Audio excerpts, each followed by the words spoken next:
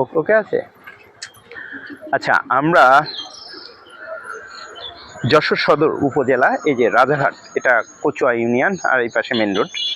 বিগত সরকারের আমলে এই ব্রিজটার কার্যকর শুরু হয়, ব্রিজটার সংরক্ষণ এবং নতুন ব্রিজ কাজ শুরু করে।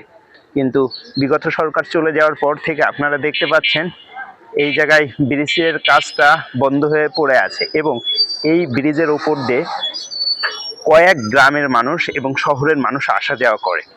সো যশোরবাসী এবং এই কচুয়া, মানে এটা হলো ফতেপুর ইউনিয়ন, কচুয়াবাসী এই ব্রিজটার চালুর দাবি জানায়, এবং বর্তমান সরকারের কাছে জোর দাবি জানায় এই ব্রিজটা দ্রুত চলাচলের জন্য কাজ শুরু হোক এবং এই ব্রিজটা চালু করা হোক।